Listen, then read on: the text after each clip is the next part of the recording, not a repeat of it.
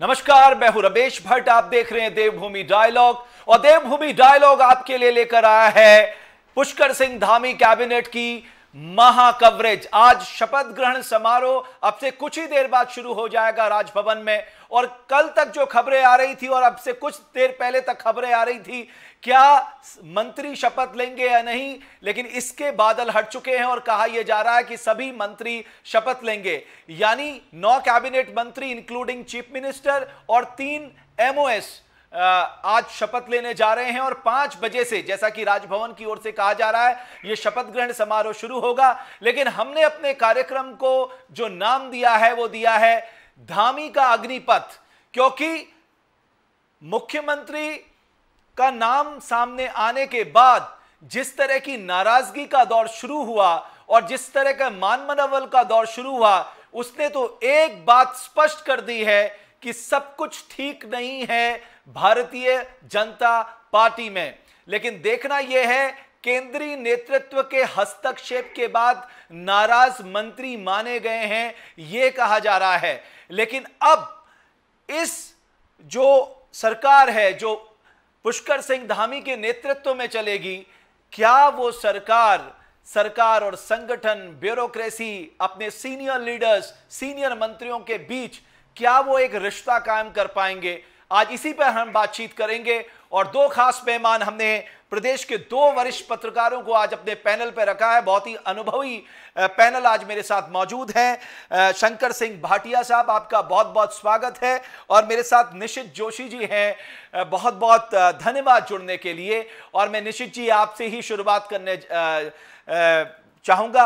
आपको याद होगा कल मैंने कहा था कि सीनियर जूनियर का बड़ा फर्क होगा सर, और रात आते आते तक ये बात बिल्कुल सच साबित हो गई कि बीजेपी में जो है नाराजगी का दौर शुरू हो गया। आपको लगता है कि केंद्रीय नेतृत्व के हस्तक्षेप के बाद बात तो बन गई है, लेकिन ये जो अंदर खाने बात है वो इतनी जल्दी खत्म नहीं होगी? आप 2014 को याद कीजिए, बड़ा सीनियर जूनियर का बहुत बड़ा बवाल खड़ा हुआ था। क्या हुआ? सर्कल डाउन हो गया। जब मोदी जी आए थे तो कौन नाराज था, कौन नहीं नाराज था, मान मनोबल हुई, कुछ माने कुछ नहीं माने। अल्टीमेटली हुआ क्या? हमेशा पुराने लोगों को नए लोगों के लिए रास्ता खाली करना चाहिए। हाँ, धामी जी ने एक काम तो कर ही दिया। वो सभी पूर्व मुख्यमंत्रियों से और जो नाराज चल रहे थे उनसे जाके मिलने का उन्होंने प्रयास किया, तो उन्होंने साधना तो शुरू कर ही दिया है। हाँ, कुछ लोगों की नाराजगी इसलिए ज्यादा हो सकती है कि उनका ख्वाब था कि वो उस गद्दी पे पहुंच जाएं जिसपे धामी जी को बैठा दिया गया है। उनको संकट सबसे बड़ा ये लग रहा है कि अगर धामी सक्सेसफुल हो गए तो उनके भविष्य का क्या होगा।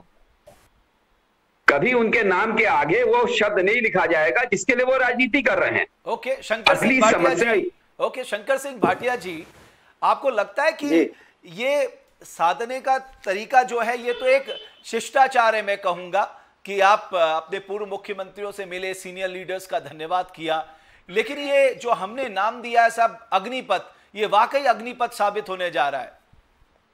बिल्कुल बिल्कुल अग्निपथ है धामी जी के लिए। युवा नेता हैं, 45-46 साल के, और बहुत सारे लोग जिन्होंने 30, 40, 45 साल राजनीति में गवा दिए, उम्र 60, 70 से ऊपर हो गई, उनको लग रहा है कि अब उनको मौका मिलने वाला नहीं है। वैसे भी बीजेपी में जो उम्र का एक दायरा खींच दिया गया है उससे डरे हुए हैं बहुत सारे लोग। तो इन लोगों को जो लगता था कि अब एक टेन्योर में 3 मुख्यमंत्री बन रहे हैं, इसमें भी अगर चांस नहीं आया, उनकी चिंता स्वाभाविक है। लेकिन दूसरी बात यह है कि एक तरफ हाईकमान जो है वो डंडा दिखा के चुप करा रहा है, तो दूसरी तरफ धामी जी जो है सबके पास जाके और एक तरह से अपना शिष्टाचार जिस तरह से उन्होंने दिखाया है, तो एक दोहरे तरीके का जो सिस्टम हम देख रहे हैं, तो ये राजनीति का तकाजा है और ऐसा ही होता है। धामी जी आप कह रहे हैं, शंकर सिंह भाटिया जी, आप कह रहे हैं कि साहब ये मान मनोबल कुछ नहीं हुई है, भय बिना होए ना प्रीत वाला काम शुरू हुआ है। बिल्कुल दोनों चीजें हैं, सर। हाईकमांड डंडा दिखा रहा है और ये जो है मान मनोबल कर रहे हैं, तो होगा ही, बिना उसके काम भी नहीं होगा। अदरवाइज आपने देखा होगा 2000 जब कब की बात है, जब कांग्रेस सत्ता में आई थी। हाँ, 2012 में विजय बहुगुणा जी जब शपथ ले रहे थे तो कई लोग दिल्ली में हरीश रावत जी के घर पे बैठे थे, धरना प्रदर्शन हो गया था दिल्ली में। ऐसी स्थिति नौबत नहीं आई, तो ये भाजपा का अनुशासन का डंडा ही है, नहीं तो यहाँ भी धरना प्रदर्शन दे रहे होते। और जो चीजें चल रही है सोशल मीडिया में, बहुत सारी जगहों पे लोग दिल्ली पहुंच गए हैं, 35 खिलाफ हैं, ये है वो है, वो खामखा के कयासबाजी है, ऐसा कुछ नहीं है। एक बात और, ये कल से एक तस्वीर आपने देखा होगा, जब पुष्कर सिंह धामी राज्यपाल से मिलने पहुंचे तो उनके साथ प्रदेश अध्यक्ष नहीं थे, जबकि ऐसा होता नहीं है अमूमन। अब तभी से ये कयास लगाने लग गए कि साहब all is not well in BJP, और वो सामने, और वो सच साबित हो रहा है।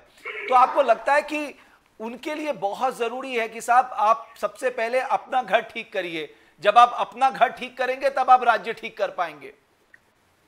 नहीं, सबसे भाई अग्निपथ आपने जो कहा सही है, क्योंकि पहले तो घर ही सुधारना पड़ेगा। घर को सुधारने की प्रक्रिया दो तरह से होती है, कुछ डांटते हैं, कुछ पुचकारते हैं, कुछ प्रणाम करते हैं, कुछ आशीर्वाद देते हैं और कुछ आंख दिखाते हैं। तो बीजेपी में वही चल रहा है। और इस समय मैं आपको बता दूं, इस समय की, निशित जी मैं 1 मिनट के लिए रोकूंगा। ये तस्वीरें आप देख रहे हैं लाइव राजभवन से। आप देख सकते हैं कि कुछ ही पलों के बाद शपथ ग्रहण समारोह शुरू हो जाएगा। तस्वीरों में आप देख सकते हैं राज्यपाल बेबी रानी मौर्य और नवनिर्वाचित मुख्यमंत्री पुष्कर सिंह धामी कुछ ही देर के बाद वो शपथ लेने जा रहे हैं। उनके साथ बताया जा रहा है कि जो मंत्रिमंडल तीरथ सिंह रावत जी के नेतृत्व पे काम कर रहा था, वही मंत्रिमंडल को कंटिन्यू करने की बात की जा रही है। अब देखना यह है कि विभागों में कोई बदलाव होता है या नहीं। ये तस्वीरें हम आपको सीधे राजभवन से दिखा रहे हैं और कुछ ही पलों के बाद शपथ ग्रहण समारोह शुरू हो जाएगा और देवभूमि डायलॉग एनालिसिस करने की कोशिश करेगा कि साहब क्या हम मुद्दों की बाद में बात करेंगे, लेकिन आज हम बात करेंगे सरकार और संगठन में तालमेल कैसे होगा, सीनियर और जूनियर में तालमेल कैसे बैठेगा, कार्यकर्ताओं में कैसे जोश फूका जाएगा जो 2022 में भारतीय जनता पार्टी के लिए गांव-गांव जाकर वोट मांगेगा, जो निराश है, हताश है। ब्यूरोक्रेसी को कैसे वो हैंडल करेंगे, कहीं ब्यूरोक्रेसी के बहकावे में तो नहीं आ जाएंगे। दरअसल केवल राजनीति में ही गुटबाजी नहीं है, ब्यूरोक्रेसी में भी गुटबाजी है, पुलिस के बड़े आला अधिकारियों में भी गुटबाजी है। यानी इतनी सारी गुटबाजियों के बीच में एक युवा मुख्यमंत्री जिसके पास मौका है अपने आप को साबित करने का, क्या वो अपने आप को साबित कर पाएंगे?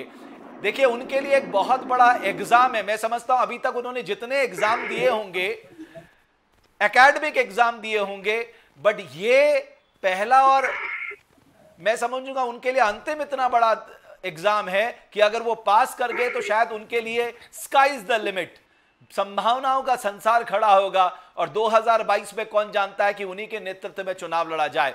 लेकिन बहरहाल हम आपको जो तस्वीरें दिखा रहे हैं वो सीधे राजभवन से दिखा रहे हैं। तो निशित जी, आपको कोई ज्यादा बदलाव देखने को नहीं मिलेगा। अब यह देखना है कि साहब जिनकी नाराजगी थी, खासकर जिन मंत्रियों की नाराजगी थी, उनको क्या कुछ बड़े अच्छे, जिसको हमारी भाषा में कहा जाता है मलाईदार विभाग दे दिए जाते हैं क्या, ये देखना भी दिलचस्प होगा। अगर दिए जाते हैं तो जाहिर तौर पे ये कहीं ना कहीं दबाव काम करता दिखाई दे रहा है। निशित जी अरे साहब, मलाईदार उनकी मन चाहे विभाग भी दिए जा सकते हैं, हो सकता है कोई डिप्टी सीएम की भी स्थिति बन जाए, जिस तरह की जानकारियां आ रही हैं। और कल से मैं इस बात को लगातार कह रहा हूं जगह जगह कि डिप्टी सीएम का वो हो सकता है। लेकिन धामी जी ने एक काम किया है, उन्होंने कहा साहब मुझको मुख्य सेवक बनाया गया, यानी वो फॉलो किसको कर रहे हैं, वो अभी तो बातचीत में है और दर्शन वहीं से ले रहे हैं, नरेंद्र मोदी जी से। और अगर जितना हमारा अनुभव है आगे ये शब्दावली प्रयोग करने से काम नहीं चलता सर। अब पब्लिक इतनी स्मार्ट हो चुकी है, मैं मुख्य सेवक हूं या मैं सेवा करने के लिए आया हूं, तो आप भी जानते हैं सर, राजनीति का जो चरित्र, जो स्वरूप आज हो गया है, वहां इस तरह की जो बातें हैं, इस तरह के जो पर्यायवाची हैं, वो जनता के दिल में नहीं उतरते। नहीं तो जनता के दिल में उतरते हैं नहीं उतरते, ये हम यहाँ बैठ के नहीं बता सकते, ये वक्त बताएगा। नहीं, मैं शब्द की आगे बात वो कह रहा हूं, कैसे मैं शब्द की बात कह रहा आगे हूं। नहीं, मैं शब्दों की ही बात कर रहा हूं। शब्द में ही अटक गए थे हमारे तीरथ सिंह रावत जी। शब्द ब्रह्म होता है और ब्रह्म का असर सीधे होता है, तो कौन सा शब्द कहां जाके लग जाए और क्या खेल कर दे। तो राजनीति में तो शब्दों का बहुत बड़ा प्रयोग होता है। एक बार मैं रोकूंगा, उसके बाद शंकर सिंह भाटिया साहब के पास आऊंगा। सीधे आपको राजभवन लिए चलते हैं। जो चीफ सेक्रेटरी हैं ओम प्रकाश, इस वक्त शपथ दिलाने की प्रक्रिया पे आगे बढ़ते हुए।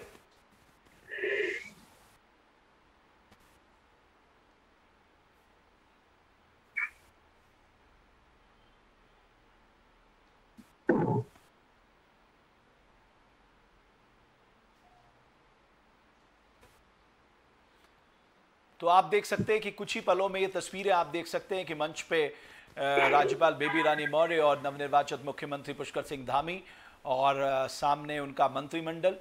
अब देखना यह है कि मंत्रिमंडल में तो कोई बदलाव नहीं हो रहा है। बताया जा रहा है कि 9 कैबिनेट इंक्लूडिंग चीफ मिनिस्टर और 3 MOS आज शपथ लेंगे, लेकिन देखना यह है कि उनके विभागों में क्या कोई फेरबदल किया जाता है या नहीं। और उत्तराखंड के इतिहास में ये कोई पहली बार नहीं हो रहा। मैं समझता हूं ये दूसरा वक्त इतिहास अपने को दोहरा रहा है जब भारतीय जनता पार्टी ने तीसरी बार अपना मुख्यमंत्री बदला। इससे पहले 2007 से 2012 के बीच में आप याद करिए कि पहले मेजर जनरल भूपत चंद्र खंडूरी, उसके बाद रमेश पोखरियाल निशंक, उसके बाद फिर मेजर जनरल खंडूरी को मुख्यमंत्री बनाया गया था। ठीक वही तस्वीर आज फिर 2017 से 2021 के बीच देखने को मिल रही है। लेकिन जो वर्तमान चीफ मिनिस्टर हैं उनके पास समय कम है, चैलेंजेस ज़्यादा है, और जिस तरह के चैलेंजेस कल से देखने को मिल रहे हैं ये उनके लिए सबसे बड़ा चैलेंज है। शंकर जी, आपको लगता है कि अपने घर को दुरुस्त करना ये उनके लिए सबसे बड़ा चैलेंज रहेगा? बिल्कुल बिल्कुल रहेगा, क्योंकि जैसे आप देख रहे हैं, हम लोग देख रहे हैं कि उनका नाम आते ही जो है जिस तरह की नाराजगी शुरू हो गई, बहुत सारे लोगों को दिक्कत हुई। क्योंकि उनका अगर आप अनुभव देखें तो उन्हें कभी मंत्रिमंडल में आज तक स्थान नहीं मिला है। हालांकि उनका अनुभव के मामले में मैं जानता हूं, वो जब कोश्यारी जी मुख्यमंत्री होते थे उनके OSD थे और शासन का पूरा नियंत्रण उनके हाथ में होता था। उन्होंने अनुभव तो ले रखा है, उनके पास अनुभव है, लेकिन एक मंत्री के तौर पर उनका अनुभव नहीं है, जो केवल दूसरी बार विधायक बने हैं। और यहाँ तो आपको पता है हरबंश कपूर साहब 91 से विधायक हैं, बिशन सिंह चौपाल साहब 96 से विधायक हैं, और भी बहुत सीनियर लोग हैं। बंशीधर भगत जी का आप नाम ले लीजिए। बंशीधर भगत जी देखिए, वो हारे भी हैं बीच में, लेकिन ये 2 लोग तो हारे भी नहीं है, कपूर साहब और चौपाल साहब।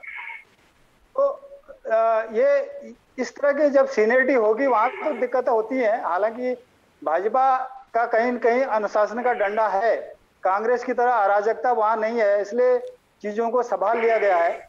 आप इसे अनुशासन का डंडा ही कहेंगे। आप कह रहे हैं चीजों को संभाल लिया गया, लेकिन जो इमेज पब्लिक में गई है और ये जो पूरा घटनाक्रम पिछले 4 महीने का हुआ है, इससे तो कहीं ना कहीं पब्लिक को ये लगा कि साहब हमने 2/3 मैंडेट क्यों दिया आखिर। नहीं, मैं ये कहना चाह रहा हूं कि पार्टी ने अपना जो काम था उसे संभाला है। जो जनता के बीच इमेज गई है बिल्कुल अच्छी नहीं गई है।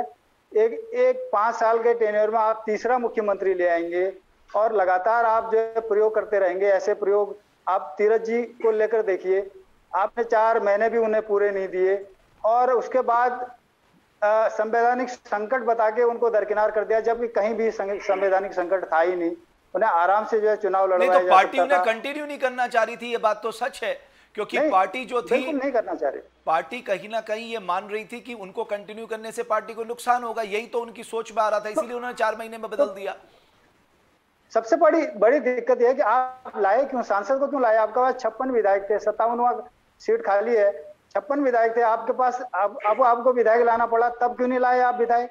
पार्टी ने हाईकमान ने बहुत सारी गलतियां करी हैं, उसका मैसेज तो निश्चित रूप से जाएगा, लेकिन यह है कि कम से कम अनुशासन का डंडा है। और एक धामी जी का अपना व्यक्तित्व है, वो बचपन से ही छात्र जीवन से ही राजनीति में रहे हैं, तो उन्हें झुकना भी आता है, उन्हें संभालना भी आता है।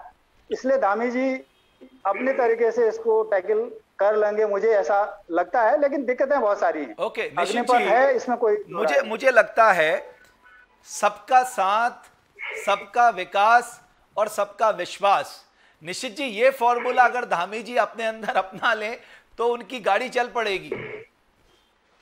जी देखिए, राजनीति जो है संभावनाओं का खेल है और धामी जी के पास संभावनाएं अनंत है। और क्योंकि जैसे भी भाटिया जी भी बता रहे थे कि उन्होंने एक मुख्यमंत्री जी के साथ काम किया है, तो अनुभव तो होता ही है और साथ साथ वो जूझते भी रहे हैं, छात्र राजनीति में रहे हैं, युवा मोर्चा में रहे हैं। ठीक है, एज ए मंत्री काम नहीं किया, लेकिन जब एक मुख्यमंत्री के साथ ओएसडी के तौर पे काम किया है तो बहुत से मंत्रियों के साथ उनका वो भी बना होगा, मिलते होंगे, बात करते होंगे, अनुभव होते होंगे, वो सब काम आते हैं।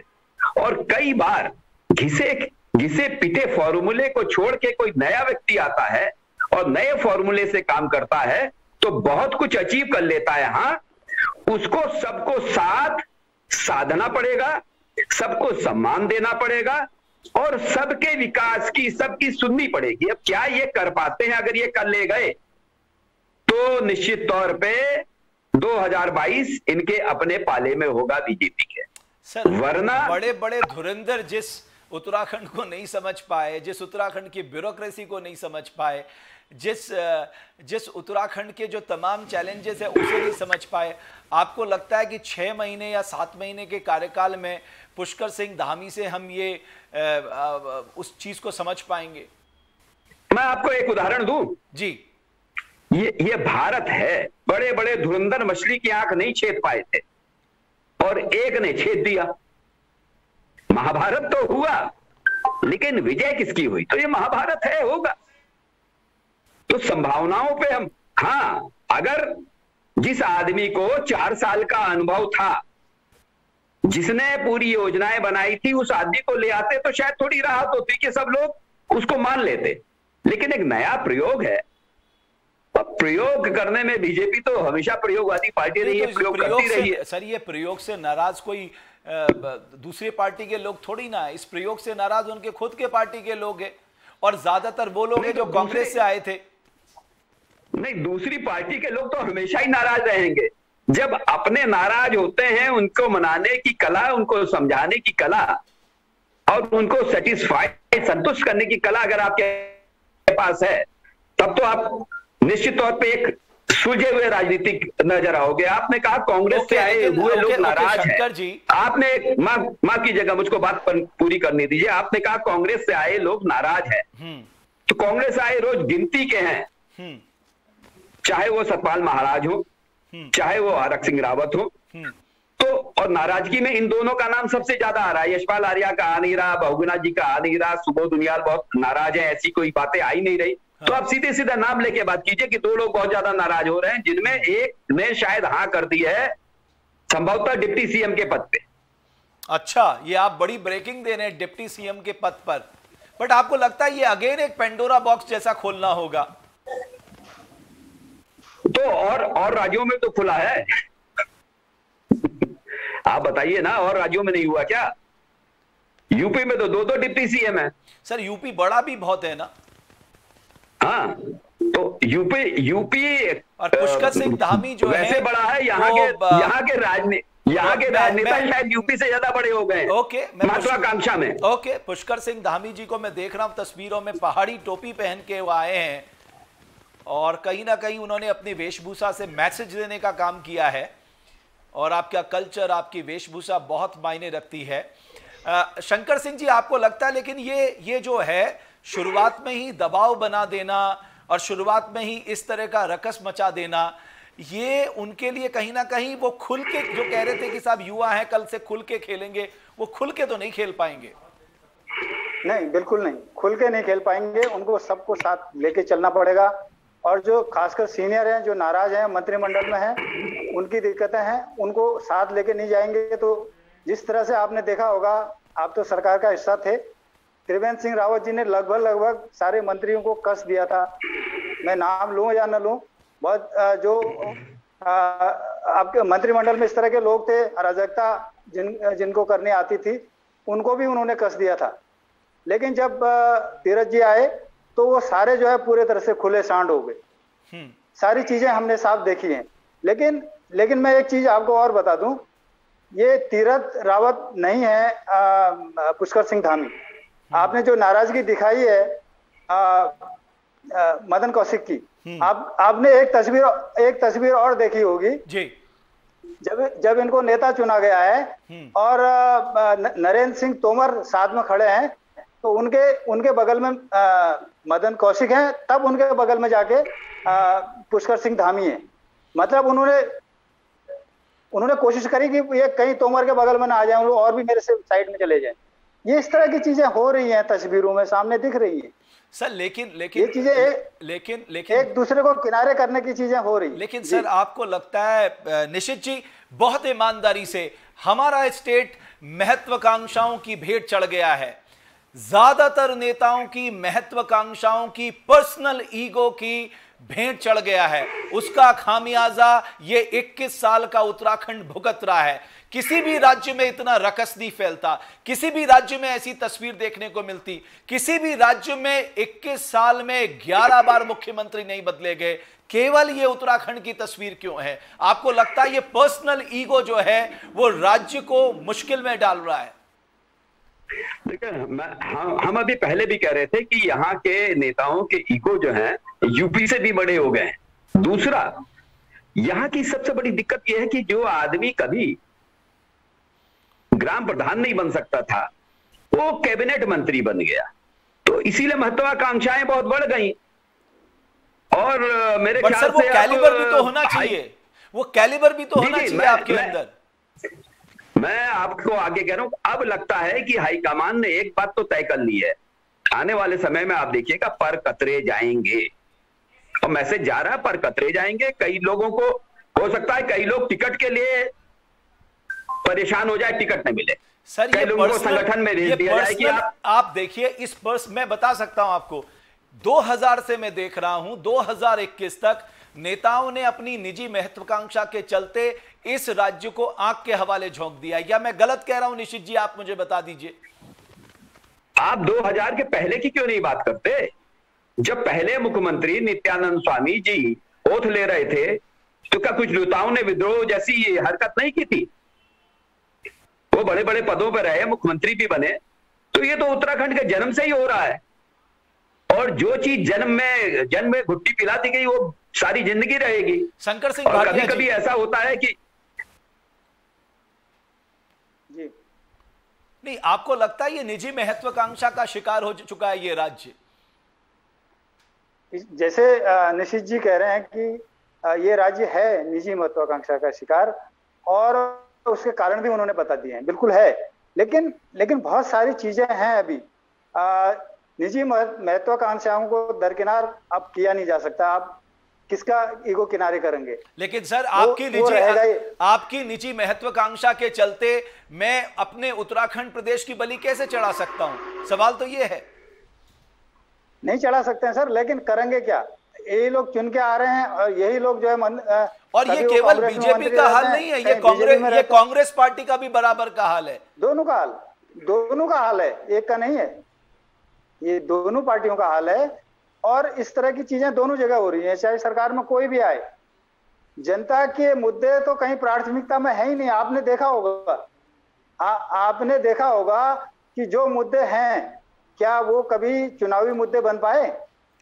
नहीं, मैं आपसे ये कहना चाहता हूं, अगर ये मंत्री नाराज होते इस बात को लेकर कि साहब कुंभ जैसे पवित्र समागम में इस तरह बड़ा घोटाला कैसे हुआ, हमको ये बर्दाश्त नहीं है। अगर आप नाराज होते कि साहब हम कोरोना की तीसरी लहर या के लिए तैयारी क्यों नहीं कर पा रहे, हाईकोर्ट हमें बार बार डांट रहा है, तो समझ में आता। आप इसलिए नाराज है क्योंकि साहब सीनियर जूनियर का खेल है। नहीं, वो तो सवाल ही नहीं है। वो उन मुद्दों पर तो बात करने किसी की को फुर्सत ही नहीं है कि वो उन मुद्दों पर बात करे। नहीं तो फिर राजनीति क्यों कर रहे हैं? छोड़ दे राजनीति, नए लोगों को आने दे। ऐसा कहाँ होता है सर, ऐसा नहीं होता है। ये राजनीति जिस धर्रे पे चल गई है उसे वापस लाना बहुत मुश्किल काम है। और यहाँ की राजनीति इसलिए इस तरह की है, दरकिनार करने वाली। यहाँ विभाजित हो गया है, एक तरफ मैदान है, दूसरी तरफ पहाड़ है। लेकिन मुद्दे कहीं के भी हों, वो चुनावी मुद्दे नहीं होते हैं। मोदी जी आते हैं, एक मुद्दा बोलते हैं और उसी पे पूरा प्रदेश हाँक ले जाते हैं। उसी तरह से कांग्रेस एक मुद्दा लेती है, उसी में पूरा प्रदेश को हाँक देती है। लेकिन मैं प्रदेश की जनता से एक बात जरूर कहना चाहता हूं, जो दर्शक इस वक्त देवभूमि डायलॉग से जुड़े हुए हैं, आप अपनी राय रखिए, आप अपनी बात रखिए। देवभूमि डायलॉग आपका मंच है, आप अपनी सोच रखिए। आप क्या चाहते हैं, आप कैसी राजनीति चाहते हैं, आप कैसा प्रदेश चाहते हैं, आपके लिए कौन से बड़े मुद्दे हैं, आप खुलकर अपनी बात इस प्लेटफॉर्म पे रख सकते हैं। और मैं चाहूंगा कोई प्रश्न आपका ऐसा होगा जो आप हमारे मेहमानों से पूछना चाहते हैं, तो आप खुले मन से हमारे मेहमानों से भी सवाल पूछ सकते हैं।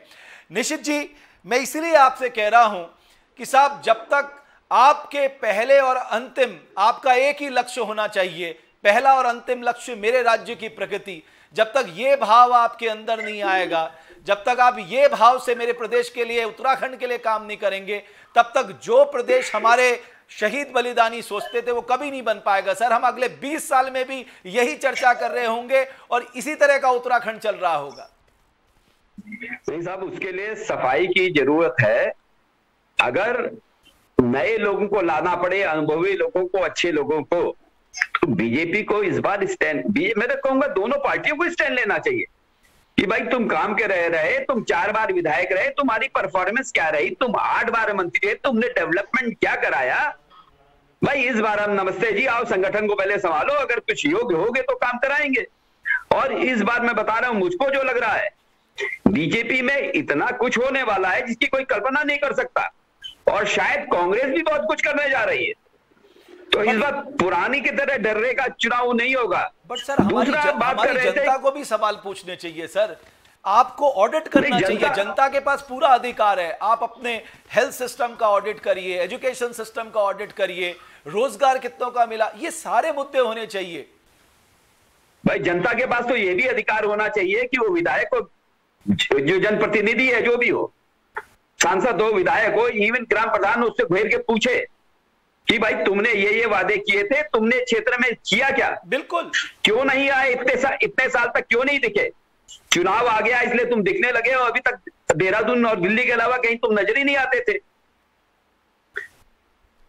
नहीं शंकर जी, आप मुझे बताइए, क्या जनता को ये सवाल नहीं पूछना चाहिए कि हमने इस सोच को लेकर आपको वोट दिया था, बताइए आपने हमारी सोच के अनुसार उत्तराखंड बनाया क्या? देखिए सर, इसके थोड़ा सा पीछे जाना पड़ेगा हमको। आप देखिए इस राज्य के लिए संघर्ष एक क्षेत्रीय दल मुख्य तौर पर यूकेडी ने किया, इसमें कोई दो राय नहीं है। और भी दूसरे दलों के लोग भी उनके साथ, ऐसा नहीं कि अकेले वो थे, और दूसरे सामाजिक संगठनों के लोग भी थे, बहुत सारे लोग थे, लेकिन नेतृत्व उनका था। लेकिन उनकी खामियों की वजह से वो कहीं राज्य में रहे ही नहीं, दरकिनार हो गए। अब क्या है कि दो दल हैं, उनके बीच किसी तरह की साठगांठ है या नहीं है भगवान जाने, लेकिन जो दिखता है वो ये दिखता है कि उनके बीच कहीं न कहीं साठगांठ है। एक बार तुम रहो, एक बार हम रहें। नहीं, लेकिन उत्तराखंड क्रांति दल का जो हाल है उसके लिए वो खुद जिम्मेदार है। खुद मैं वो तो वही तो बता रहा हूँ, वो खुद जिम्मेदार है उसके लिए, और छोड़िए आप दूसरों को, वो उसके लिए अपने आप जिम्मेदार हैं, और इस राज्य की दुर्गति के लिए सबसे अधिक वही जिम्मेदार है। मैं ये कह रहा हूं कि 2017 के अलावा जहां 57 सीटें मिली बीजेपी को, उसके अलावा किसी भी चुनाव को देख लीजिए, हर बार जो है नेगेटिव वोटिंग से दूसरी पार्टी जीती है। एक 17 का चुनाव रहा जहां आप पॉजिटिव। ओके, मेरे साथ रणवीर चौहान हमारे एक दर्शक है, उन्होंने बड़ी अच्छी बात कही है। उन्होंने लिखा, देवभूमि में भाजपा और कांग्रेस ने खोखला कर दिया है देवभूमि को, राजनीति शब्द को भी डुबो दिया है। 57 विधायक की मजबूत सरकार के अगर ऐसे हाल हैं तो कोई नहीं, ये भाजपा को डुबोने का काम कर रहे हैं। मोदी जी के नाम पर आखिर कब तक उत्तराखंड की जनता कब तक वोट करेगी, समझ से परे है। जागो उत्तराखंड। अब निशित जी, एक और बात है, ये लिटमस टेस्ट तो होने जा रहा है, क्योंकि अब जनता 2017 वाली जनता नहीं रहेगी। अब जनता जरूर पूछेगी, और जिस तरह से मैं अपने युवा साथियों को देखता हूं, जितने एक्सप्रेसिव वो हो गए हैं, जितने वोकल वो हो गए हैं, जिस तौर तरीके से वो सवाल पूछने लगे हैं, तो वो इतनी आसानी से इस बार वोट देने वाले नहीं है। वो भी ठोक बजा के वोट देंगे निश्चित जी इस बार, ऐसा लगता है जी। निश्चित तौर पे इस बार जो चुनावी रण होगा बड़ा भीषण होगा। कारण क्या है कि बीजेपी के लिए इस बार बहुत आसान नहीं होगा, लेकिन यहां दूसरा सवाल है, क्या सामने कोई मजबूत लोग हैं? असली संकट ये है, अगर इनको जो कुछ मिलेगा भाग्य से मिलेगा, कर्मों से कुछ नहीं मिलने वाला इस बार। कर्म तो ऐसे हैं कि हिंद महासागर में ले जाके फेंक दीजिए इन लोगों को। लेकिन सवाल क्या है कि क्या कांग्रेस इतनी मजबूत है? क्या आम आदमी पार्टी कुछ करने की स्थिति में है? मुझको इस समय उत्तराखंड की राजनीति में ऐसा नहीं लग रहा है। और जिस तरह से बटे हुए लोग, उत्तराखंड तो बटा हुआ है ना जातियों में, नहीं, जब तक जातियों से निकाल के विकास की राजनीति में नहीं लेके आएंगे। अब देखिए सर, आप फंस चुके हैं। अरे बांटा किसने? देखिए बांटा किसने? अपने राजनीतिक फायदे नुकसान के लिए कभी ब्राह्मण की बात की, कभी ठाकुर की बात की, कभी पहाड़ की बात की, कभी मैदान की बात की, कभी गढ़वाल की बात की, कभी कुमाऊं की बात की, और आज आप खुद फंस गए। अब लोग कह रहे साहब कुमाऊं और गढ़वाल का रिप्रेजेंटेशन तो है ही नहीं है, तो हरिद्वार और उधम सिंह नगर का रिप्रेजेंटेशन दे दिया बीजेपी ने। आपने हरिद्वार से प्रदेश अध्यक्ष बना दिया, उधम सिंह नगर से मुख्यमंत्री बना दिया। हमारे पहाड़ का क्या होगा? देखिए बांटा किसने, ये लंबी बहस है। सवाल यह है कि वर्तमान स्थितियों में कैसे निकला जाए। हमको वर्तमान से निकल के सुखद भविष्य की ओर बढ़ना है, तो वर्तमान में निकलने का एक रास्ता है, हम मतलब उत्तराखंडियों को बदलना होगा सर। ये जातिवाद के जहर से बाहर आना होगा सर। ये पहाड़वाद और ये मैदानवाद से बाहर आना होगा सर। ये ब्राह्मणवाद, ये ठाकुरवाद से बाहर आना होगा सर। उत्तराखंड एक है, उत्तराखंड का हर व्यक्ति उत्तराखंडी है, इस भाव से आगे बढ़ना होगा सर। बिल्कुल, सवाल तो यही है ना कि जब तक विकास की बात नहीं कहेंगे, क्षेत्र की बात भूल जाइए। मान के चलिए कि कोई हम भी, मैं अपने लिए कहता हूं, मैं उत्तराखंड का हूं, पिथौरागढ़ के, लेकिन अगर मैं कहीं नौकरी करने बाहर चला गया तो क्या मैं पहाड़ का आदमी नहीं रहा क्या? मुझको क्यों कहा जाता है आप पहाड़ के नहीं रह गए? मैं ये नहीं कह रहा हूं कि मुझसे कहा जाता है, लेकिन क्यों ऐसी बात कही जाती है? अगर पुष्कर सिंह धामी, अगर डीडी हाट बहुत पीछे, बहुत सुदूर इलाका है, वहां से निकल के आए हैं और राजनीति कर रहे हैं, अपना उन्होंने राजनीतिक क्षेत्र बनाया खटीमा, तो क्या उनको पहाड़ का नहीं कहा जाएगा क्या? उनको उधम सिंह का बना दिया जाए, उधम सिंह नगर का बना दिया जाए, तो फिर हो जाएगा बराबर। ओके शंकर सिंह जी, आपको लगता है ये भी तो राजनीतिक फायदे नुकसान के लिए तस्वीरें रखी जाती हैं? एक आम उत्तराखंडी को इससे क्या मतलब होता है साहब? कौन ठाकुर, कौन ब्राह्मण, कौन गढ़वाल, कौन कुमाऊं, कौन मैदान, कौन पहाड़? नहीं देखिए सर, एक कहने की बात है, सिद्धांत बिल्कुल आपकी बात सिद्धांत बिल्कुल सही हो सकती है, लेकिन जब आप चुनाव मैदान में जाते हैं तो आप बिल्कुल इसका ख्याल रखते हैं, आप क्षेत्र का भी ख्याल रखते हैं, आप ठाकुर ब्राह्मण का भी ख्याल रखते हैं। उनकी पॉलिटिकल पार्टी की बात कर रहा हूँ, आप इन सारी चीजों का ख्याल रखते हैं। ऐसा नहीं है आप इसे दरकिनार नहीं कर सकते। तो फिर जनता तय कर ले, आपको ठाकुर चाहिए या हॉस्पिटल चाहिए, आपको ब्राह्मण चाहिए या अच्छी शिक्षा चाहिए, आपको कोई दूसरा चाहिए या अच्छी रोड चाहिए? आप तय कर लीजिए, जनता को तय कर लेना चाहिए। रमेश जी, जनता भी इसी आधार पर वोट करती है, इसीलिए कैंडिडेट भी इसी आधार पर चुने जाते हैं। ये आप कहीं भी देख लीजिए, केवल उत्तराखंड की बात नहीं है, पूरे देश में कहीं भी जाएंगे आप, कैंडिडेट ऐसे ही डिसाइड होते हैं। तो इसलिए इस बात को हम सैद्धांतिक रूप से कुछ भी कह लें, कोई फर्क नहीं पड़ता है, लेकिन जो प्रैक्टिकली होता है उसे आप दरकिनार नहीं कर सकते हैं। मेरे एक दर्शक हैं महिपाल रावत, उन्होंने बड़ा अच्छा सवाल आपसे पूछा है। उन्होंने कहा कि साहब आपने कहा था पहाड़ की पानी, पहाड़ का जवानी, पहाड़ के काम आएगा, कहां है वो वादा आपका, क्यों नहीं पूरा किया? शंकर सिंह जी, ऐसे सवाल हमारे दर्शक, हमारे युवा साथी लगातार पूछ रहे हैं। महिपाल रावत जी। बिल्कुल सर, मैं परेड ग्राउंड के मैदान की रैली में था मोदी जी के। मोदी जी ने सामने ये बात कही थी कि मैं पहाड़ की जवानी और पहाड़ का पानी, पहाड़ के काम लाएंगे। मुझे बताइए, मोदी जी 14 से 21 आ गया है, मोदी जी ने कोई कोशिश करी पहाड़ का जवानी और पहाड़ के पानी को रोकने के लिए? बकायदा केंद्र नेतृत्व के जो उनका हाईकमान था, उसके अंदर खाने निर्देश पर 2018 में भू अध्यादेश समाप्त कर दिया आपने, बीजेपी ने। ओके, तो आपने क्या किया है यहाँ पानी और यहाँ की जवानी को रोकने के लिए? एक भी कोई वजह बता दीजिए। अच्छी बात यह है, देवभूमि डायलॉग से हमारे युवा साथी बड़े पैमाने से जुड़ रहे हैं। और जोशी जी, आपसे सवाल वो पूछ रहे हैं, क्या रीजनल पार्टी का फिलहाल कोई भविष्य आपको उत्तराखंड में दिख रहा है? रीजनल पार्टी इस स्थिति में है ही नहीं कि कोई भविष्य उसका हो सके। रीजनल पार्टियां हैं कहां? अगर रीजनल पार्टी होती और वो उत्तराखंड के मुद्दों पे चुनाव, पहले तो जमीन पे जाके काम करें। भविष्य है लेकिन पहले उसको जमीन पे जाके काम करना पड़ेगा। गांव गांव, कस्बों कस्बों, शहर गली में सब में पहले आधार बनाना पड़ेगा, तब उनका भविष्य होगा। रीजनल जो पार्टी थी जिसने उत्तराखंड बनाने में सबसे बड़ी भूमिका निभाई, तो वो तो खुद ही खत्म हो चुकी है। और एक बात अभी बात हो रही थी, मैं जरा अतिशयोक्ति में कहूंगा, पहाड़ के पानी और पहाड़ की जवानी की। तो भाई साहब, पहाड़ का पानी बहा रहा है ना, कभी कोई आपदा आती है तो बहा तो जाता है, पहाड़ को बहाने के काम आ रहा है ना। और जवानी वहां की पलायन कर रही है, तो काम उन्हीं के तो काम आ रहा है जो कहते थे, क्योंकि उन्होंने न पहाड़ के पानी को न जवानी को मैनेज करने का काम नहीं किया, सिर्फ राजनीति की राजनीति। शंकर जी, एक और सवाल। बद्रीनाथ सुधार देंगे, केदारनाथ सुधार देंगे। बद्रीनाथ केदारनाथ धाम से क्या पूरा उत्तराखंड का गांव गांव सुधर जाएगा? क्या वहीं के पर्यटन में सब कुछ रखा है?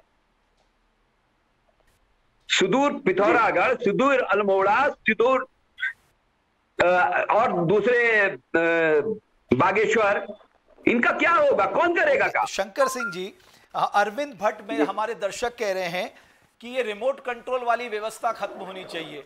इस रिमोट कंट्रोल वाली व्यवस्था ने उत्तराखंड को बर्बाद कर दिया है। सर, रिमोट कंट्रोल वाली जो व्यवस्था है वो राष्ट्रीय दलों में रहेगी। उनके बिना रिमोट कंट्रोल के राष्ट्रीय दल संचालित ही नहीं हो सकते हैं। आप देख रहे हैं उनकी व्यवस्थाएं हैं, उनकी मजबूरियां हैं। अगर उनका रिमोट कंट्रोल न चले तो यहाँ तो अराजकता हो जाए, जो आप देख रहे हैं अभी मंत्रिमंडल को लेकर। तो वो व्यवस्था रहेगी।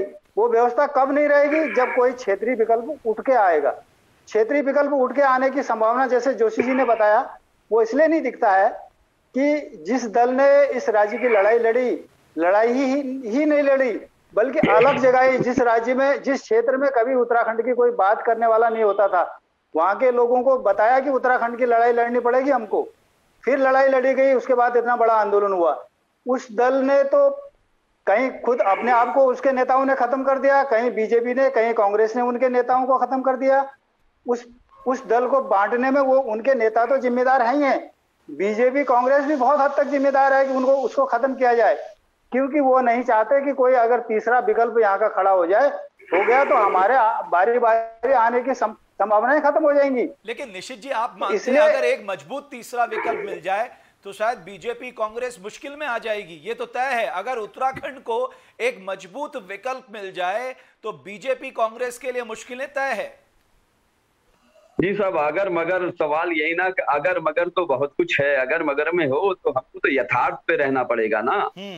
यथार्थ में ऐसा नहीं होता दिख रहा, तो अगर मगर में क्या करें हम? और अगर मगर की बहस बहुत इफ बट, जो यथार्थ है उसमें से निकालना पड़ेगा, और उसके लिए इन पार्टियों को मजबूर करना पड़ेगा। या तो बाइकआउट करें लोग चुनाव का, नहीं, लेकिन क्या जनता जिम्मेदार नहीं है? रिप्रेजेंटेटिव ऑफ पीपल एक्ट का धारा 49O आपको मौका देता है कि इनमें से कोई नहीं। तो फिर या तो जनता खड़ी हो जाए कि हमको नहीं चाहिए तुम में से कोई, तो एक मैसेज जाएगा उत्तराखंड की ओर से, मैसेज चला जाए, पूरे देश में मैसेज चला जाएगा। लेकिन अभी शंकर सिंह जी कह रहे थे कि कुछ जनता इन्वॉल्व है, वो बटी रहती है जातियों में, माफ कीजिएगा। अगर जनता जातियों में ना बटे, जनता क्षेत्र में ना बटे, क्या मजा ले इन नेताओं की जो बांट लेंगे आपको? बट सर, अब नया आदमी कैसे आएगा? जिस तरह की राजनीति, जितनी खर्चीली राजनीति, जिस तरह की जातिवादी राजनीति आज बना दी गई है, एक पढ़ा लिखा इंसान, एक प्रोफेशनल इंसान इस राजनीति में आने से बच रहा है, और वो इसलिए बच रहा है क्योंकि वो इतना सब कुछ नहीं देख सकता। अगर वो आ जाएगा तो शायद वो अपने उत्तराखंड के लिए कुछ कर सकता। मैं गलत कह रहा हूं शंकर सिंह जी? बिल्कुल नहीं कह रहे हैं, गलत, सही कह रहे हैं। लेकिन जो बीजेपी और कांग्रेस ने, और खासकर अब बीजेपी ने चुनाव को इतना महंगा बना दिया है। एक सीट पर लड़ने के लिए आपको 2 करोड़, 4 करोड़, 6 करोड़, 10 करोड़ रुपए का एक सीट का खर्चा है। क्या आम आदमी इतना खर्च कर सकता है? जेब से कोई भी व्यक्ति इतना खर्च कर सकता है चुनाव लड़ने के लिए? बड़ी दिलचस्प बात बताऊं, जो ये 1-2 करोड़ खर्च करके जनता की सेवा का चोला पहन के आते हैं, ये क्यों करते हैं 2 करोड़ रुपए खर्च साहब? और क्या ये फिर 2 करोड़ खर्च करके भूल जाते हैं उन पैसों को? सर प्रॉब्लम यहां पर है, इस प्रॉब्लम को कोई देख नहीं रहा है। मुझे याद है लोकसभा में आडवाणी जी ने एक बहुत अच्छी बात कही थी कि साहब आपको इस चुनावी खर्चे पर कुछ ना कुछ करना होगा, अदरवाइज आप राजनीति से करप्शन दूर नहीं कर सकते। नहीं तो चुनाव आयोग कहां कर पाया, कहां कंट्रोल कर पाया? आप 35 लाख पे जो है संसद का चुनाव, 11 लाख पे विधानसभा का चुनाव लड़ सकते हैं? जो हालात हैं बिल्कुल नहीं लड़ सकते हैं। आपने सीमा बांध दी, क्या फर्क पड़ता है? कोई उसे मानने को तो तैयार नहीं है, सारे रास्ते खुले हुए हैं आपके लिए। तो वो संभव नहीं है। वो जब आपने इतना सब कर दिया, अब कुछ लोग ऐसे हैं, नाम क्या लें उनका, अब जहां जाते हैं वहां चुनाव जीत जाते हैं, सारा पूरा खरीद लेते हैं। तो अब इस तरह की राजनीति हमारे सामने हो रही है, तो क्या कहेंगे आप इसके लिए? रजत मेहता एक हमारे दर्शक है, उनका कहना है जब मैं क्लास 4 में था उत्तराखंड आंदोलन में भाग लेने के लिए 16 किलोमीटर पैदल गया था। आज 21 साल बाद भी मेरे गांव में रोड नहीं है। निशित जी, ये एक आम उत्तराखंडी का दर्द है जो देवभूमि डायलॉग में हम बता रहे हैं, और ये दर्द रजत जैसे न जाने कितने युवाओं का है। भाई यही बात तो अभी थोड़ी देर पहले मैं कह रहा था। मैं क्या कह रहा था कि आपने 2 धाम चुन लिए, आपका विकास हो गया पूरा, पर्यटन को आपने बना दिया, विकास पूरा हो गया, तो गांव गांव तक क्या होगा? उन रजत जी जैसे लोग लाखों हैं, क्या रजत जी जैसे लोग एकजुट नहीं हो सकते? और ऐसे लोग जिस दिन एकजुट हो जाएंगे, सोशल मीडिया का जमाना है, जिस दिन ऐसे लोग एकजुट हो जाएंगे, बड़ी दिक्कत आएगी दोनों पॉलिटिकल पार्टियों। वोट मांगने आओगे, जाओगे कहां? पहले देखिए, कहीं ना कहीं तो पहल होगी। एकजुट होने के लिए तो विकल्प चाहिए होगा ना। विकल्प है कहां? विकल्प ये रहने कहां देते हैं? विकल्प तो खड़ा ही नहीं होने देते हैं बीजेपी और कांग्रेस। हमने तो अपने आंखों से प्रैक्टिकली देखा है, यूकेडी को तितर बितर करते हुए मैंने बीजेपी कांग्रेस को देखा है अपने आंखों से जी। किस तरह से उनके नेताओं को खरीदा जाता है। बिल्कुल सर, मैं आपको बताऊं, जैसा कि आप लगभग सब लोग जानते हैं, मैं भी गवर्नमेंट का पार्ट था, और सर मैं ईमानदारी से कहूं, मैं हमेशा एक बात कहता था कि जब तक आप रोजगार नहीं दोगे तब तक आप नाकामयाब रहोगे। रोजगार सबसे बड़ा मुद्दा है उत्तराखंड का। जितने, और मैं देखता हूं विज्ञप्ति पे विज्ञप्ति अखबारों में निकल जाती हैं, उसके बाद उनका क्या होता है किसी को नहीं पता लगता। ये अधीनस्थ चयन सेवा आयोग पर भी सवाल करने चाहिए कि भाई आप वहां बैठ के कर क्या रहे हैं, इतना लंबा लंबा समय आप क्यों लेते हैं? हमारे युवा बेरोजगार हैं, आप 6 महीने के अंदर एग्जाम करा के सब क्लियर करिए। सर जब तक आप, मैं कहता हूं जब तक आप इस तेजी से काम नहीं करेंगे, जो कल धामी जी कह रहे थे, मैं सुन रहा था कि साहब हम उत्तराखंड के युवाओं को रोजगार से जोड़ेंगे। अरे साहब 66% तो आपकी कमिटेड लाइबिलिटीज है आपके बजट की, और आपका कैपिटल एक्सपेंडिचर वैसे ही खत्म हो जाएगा क्योंकि आपके रेवेन्यूज नहीं आए हैं इस बार। कहां से रोजगार देंगे आप?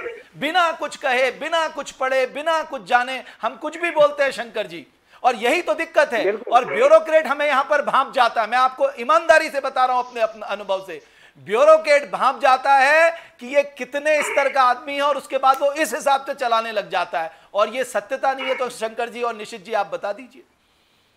मैं ये कह रहा हूं कि मुख्यमंत्री की घोषणा कितनी महत्वपूर्ण मानी जाती थी, हमने बहुत करीब से देखा है। लेकिन मुख्यमंत्री की घोषणा हो गई तो वो फिर इसका मतलब वो ऐसे ही नहीं होती थी, पूरे तैयारी करने के बाद मुख्यमंत्री घोषणा करते थे। आज मुख्यमंत्री कैसे घोषणा कर रहे हैं? बिना कुछ देखे स्पॉट पे गए और घोषणा कर दी, उसका कोई बैकग्राउंड नहीं है, कोई तैयारी नहीं है। मैं तो देखूंगा, घोषणा हम सब देखेंगे, पूरा उत्तराखंड देखेगा। पूर्व मुख्यमंत्री तीरथ सिंह रावत जी ने कहा हम तेल के दाम घटाएंगे। अब मुझे नहीं पता किसने सलाह दे दी। आपके रेवेन्यू में इतना ज्यादा प्रेशर है, आपके राज्य से कम 10 राज्य ऐसे हैं जिनका जो टैक्स है वो आपसे ज्यादा है, उसके बाद भी आप कह रहे हैं साहब टैक्स घटाएंगे। अब नए मुख्यमंत्री के सामने कल किसी पत्रकार भाई ने पूछा, निशित जी आप तेल के दाम घटाएंगे? तो उन्होंने कहा मैं अधिकारियों से बात करके बताऊंगा। वो सही कह रहे हैं, कैसे घटा देंगे? और अधिकारी सर कोई नहीं घटा सकता, सर कोई नहीं घटा सकता, वो तो मुझे भी मालूम है। बट देखिए उन्होंने खुद कहना चाहिए था कि साहब जिस तरह की परिस्थितियां पैदा हुई हैं, हम इस समय कैसे कर सकते हैं, हम कितना हेल्थ पे खर्च कर रहे हैं, कितना हमारा नॉन प्लान एक्सपेंडिचर बढ़ रहा है। उन्होंने कहा मैं अधिकारियों से पूछ के बताऊंगा। अब जब आपकी नहीं, उनको अभी निर्भरता जानकारी अधिकारियों पे तो आप देखिए, क्या कर लेंगे? अभी उनको जानकारी नहीं, वो कैसे कह सकते हैं? अब वो कहेंगे तो मैं मान सकता हूं, लेकिन इसके पहले वो कल उन्होंने पूछ दिया, कल उनके पास क्या था? कल क्या उनके पास ये सब जानकारियां थी क्या? सर ये तो एक सामान्य सी बात है, इसमें जानकारी की क्या जरूरत है सर?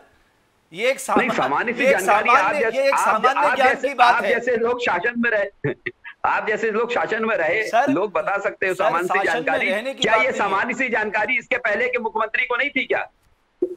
वही तो मैं कह रहा था, मुझे हैरत थी कि ऐसा बयान क्यों दे दिया गया।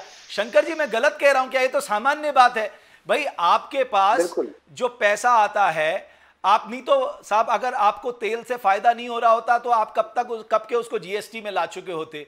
वो एक किटी आपके पास बची है तो थोड़ा बहुत इज्जत बचाए रखी है, आप उस किटी को भी आप खत्म करने में आ गए तो फिर आप करेंगे कैसे? आप खर्चे कैसे चलाएंगे? ये गाड़ी में घूमने के तेल का खर्चा भी नहीं निकल पाएगा धीरे धीरे। अरे सर, नेपाल में भारत से तेल जाता है और नेपाल की तेल की कीमत देखिए, आप भारत की तेल की कीमत देखिए,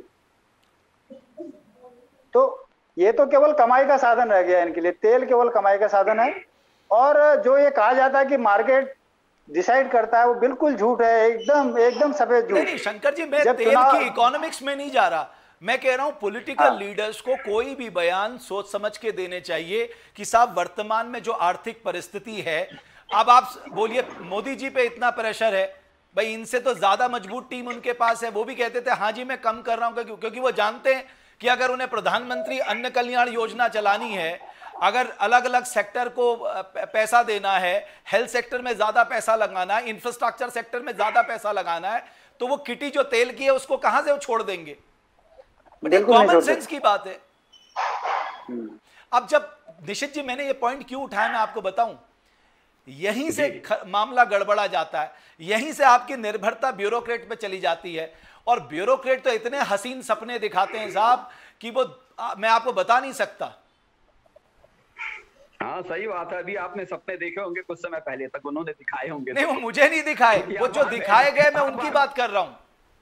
नहीं आप वहां बैठते थे तो भाई आप भी तो सुनते होंगे ना क्या क्या सपने दिखाई दे रहे हैं। सर मैं इसीलिए तो कह रहा हूं, जब तक हम अपना ध्यान, अपनी पॉलिसी, अपने लोगों की बात, सर कॉमन मैन जो सुझाव देता है, देवभूमि डायलॉग में मैं देख रहा हूं इतने अच्छे सुझाव आ रहे हैं सर, मैं बता सकता हूं बड़े बड़े एक्सपर्ट से ज्यादा अच्छे सुझाव आज कॉमन मैन देता है, बट उसको सब नजरअंदाज करते हैं। क्यों? वो कॉमन मैन का सुझाव है। मैं आपको एक बहुत गंभीर बात बता रहा हूं, नारायण दत्त तिवारी चीफ मिनिस्टर थे, उनके पास कोई मिलने जाता था, आम आदमी या कोई डॉक्टर सरकारी, वो पूछते थे भाई आए कैसे हो। उस जमाने में बस से लोग ज्यादा आते थे, कहता था बस में, पूछते थे क्या बात हो रही थी, मुझको सच सच बताना। वो सरकार की अपनी नेगेटिव बातों को भी सुनते थे और उनमें से सुन के वो जान जाते थे, फैसला ले लेते थे कि ये तकलीफें दूर करनी है। वो एक बहुत बड़ा मैप लटका के रखते थे और एक छड़ी रखते थे, और कोई ऑफिसर जाता था पूछते थे भाई ये जगह कहाँ है, वो बताता था ये जगह है, यहाँ गए हो, रहे हो? हाँ रहा हूं। तो बताओ यहाँ की खासियतें क्या क्या है, यहाँ कौन कौन लोग रहते हैं, उनको किन किन चीजों की कमी है, वहां बैंक है, कैश क्या क्या है, क्या क्या जरूरतें हैं। अगर वो नहीं बता पाता था, समझ जाते थे कि अधिकारी किसी काम का नहीं है ये, और वो बताता था तो कहते इसको दूर करने की व्यवस्था बताओ। तो क्या कोई इतना विजनरी उत्तराखंड में अभी है? कोई एक बता दीजिए जो ऐसा विजनरी हो जिसने इस लेवल पे काम किया। सर आप सर्वे पे डिपेंड करते हैं। प्रॉब्लम तो यही है सर, आपने उत्तराखंडियत को पहचाना ही नहीं। आपको किस तरह का इकोनॉमिक मॉडल उत्तराखंड के लिए चाहिए था, उस पर आपने काम किया नहीं। आपको जो स्टेट जड़ी बूटियों के लिए जाना जाता है, जो स्टेट की अपनी पर्यटन की खूबियां हैं, दुनिया में सबसे अलग है, उसको आपने नर्चर ही नहीं किया। अगर आपने उसे नर्चर किया होता तो मेरा उत्तराखंडी भाई 8,000 10,000 में दिल्ली में नौकरी थोड़ा ना कर रहा होता, या दूसरे महानगरों में नौकरी थोड़ा ना कर रहा होता। मैं गलत कह रहा हूं शंकर जी? 8-10 हजार की नौकरी उसे यही मिल जाती। बिल्कुल 8-10 हजार तो घर में बैठे कमा सकता था। अगर आप आज की बात देखिए, आप किसी भी कोई भी पढ़ा लिखा युवा अगर वो करना चाहे तो या तो यात्रा मार्ग पर बैठ जाए कहीं, या फिर किसी शहर में बैठ जाए, इतना बहुत आराम से कमा सकता है।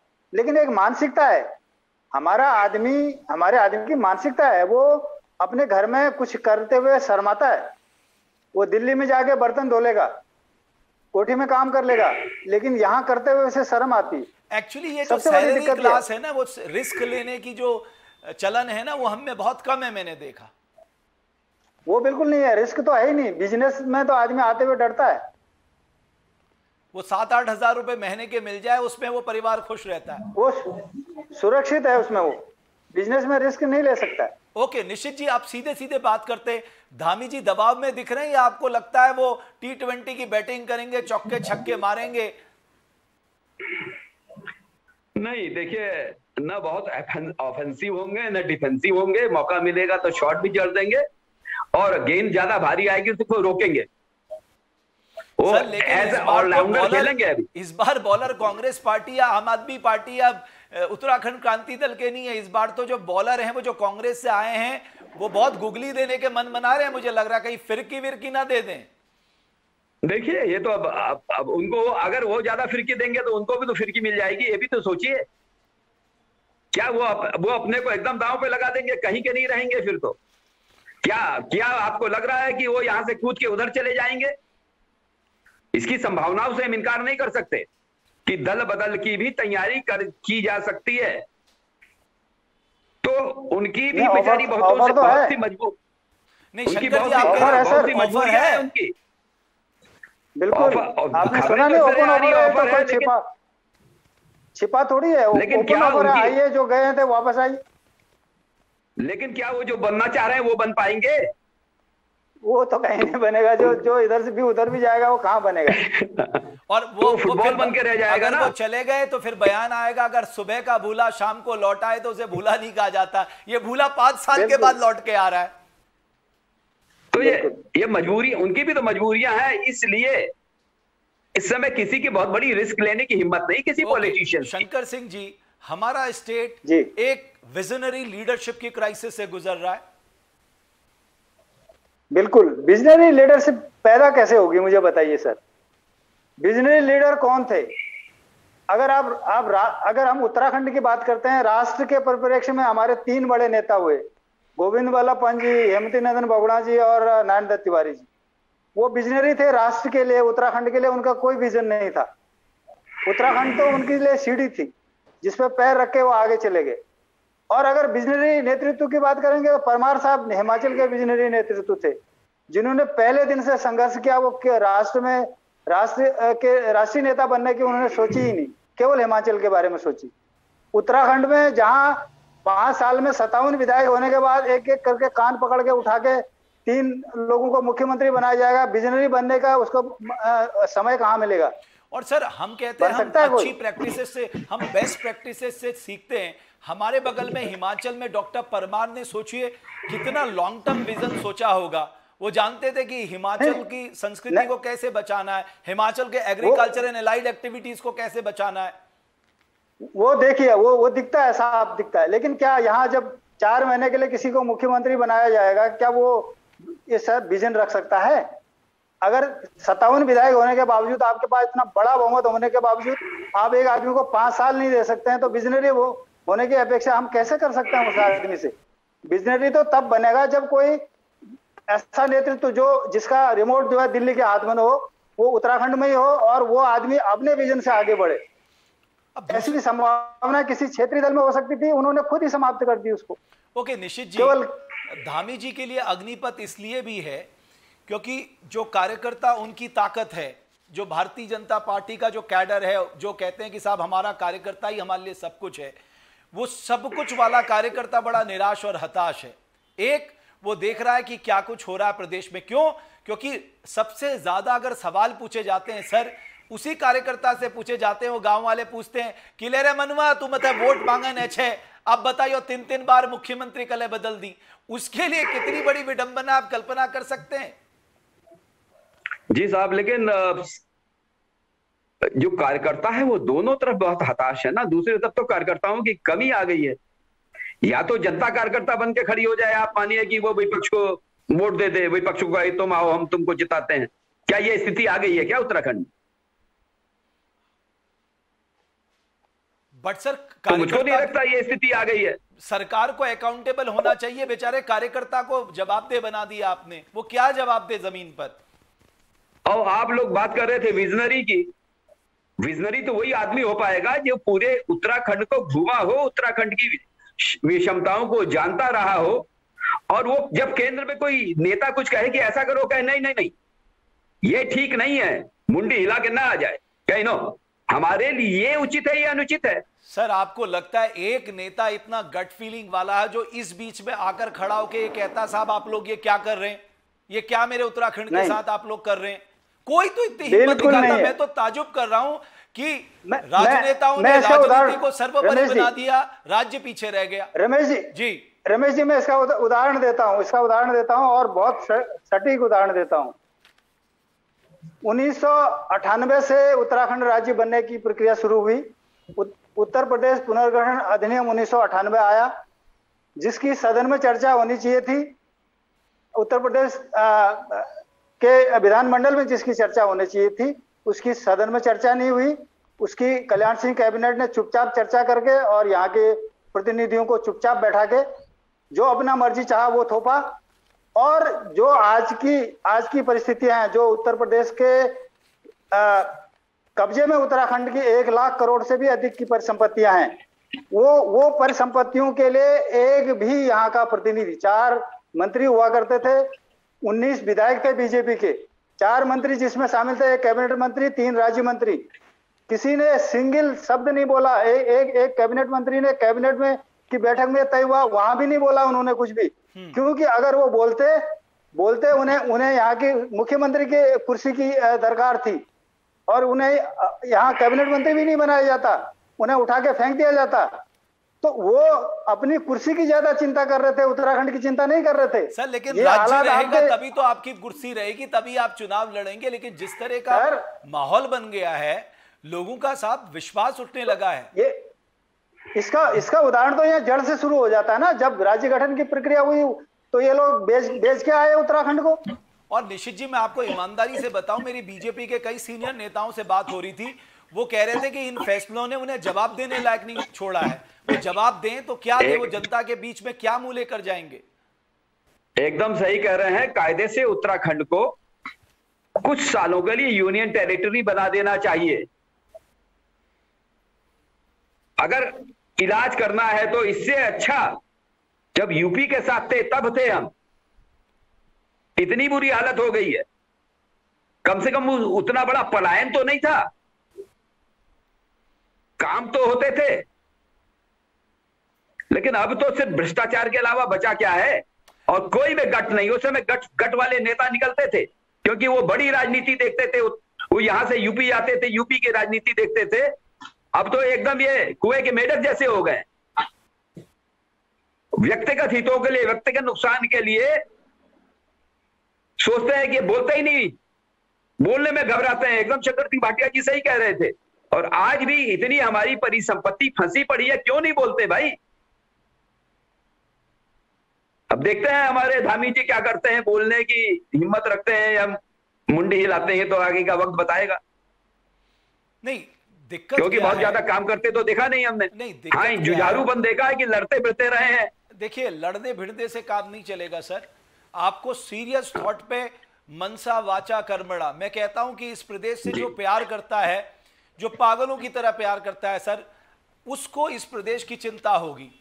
और अगर देखिए धामी जी के पास, मैं समझता हूं कि सर उनके पास एक बहुत बड़ा अपॉर्चुनिटी है। इससे बड़ी अपॉर्चुनिटी इतनी कम एज में किसी को नहीं मिलती सर।